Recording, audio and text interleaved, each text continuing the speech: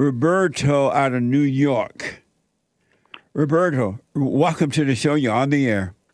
Jesse, good morning. How are you? All is well.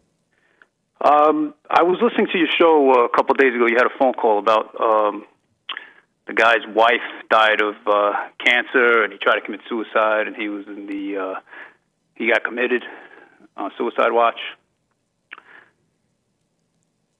I'm not going to ask you if you remember, but anyway, I'm going to tell you that I showed that video to let my 8-year-old son watch that because his mother has been fighting the most not fighting, but dealing with the most aggressive breast cancer. So I just want him to, so every time they get a diagnosis or projected, lifespan is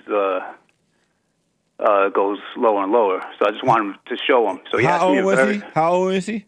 He's 8 in third grade. Okay.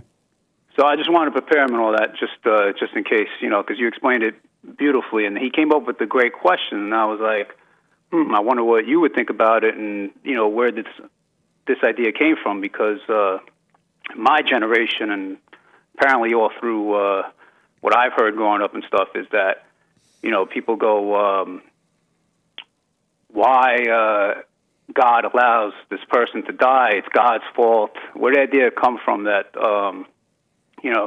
if there is a God, why is God allowing this bad thing to happen? And stuff like that. And I said, hey, that's a great question. I don't have that answer for it because it makes no sense, because God sent the devil down here to earth, and pretty much my conclusion is this whole entire earth is consumed all with the devil, because he's the one that's most present and prevalent here.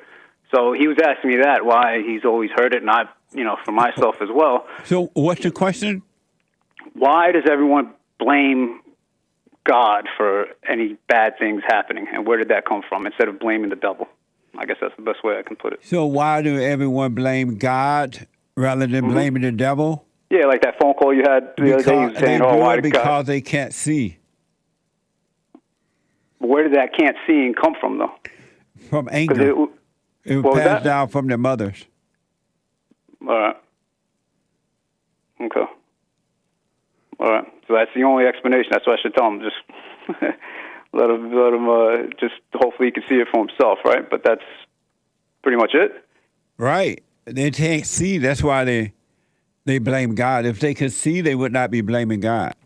But it's incredible how common it is, because all growing up in my generation, it's always been, there is no God. God doesn't exist because he let this huge earthquake happen and killed thousands of people. Like people always, Well, that's what around. blind people do. They blame God.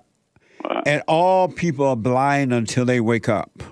And most people will never wake up, so they're going to die in their blindness. A few will, and a few are, and they're going to see that what they believe is never true.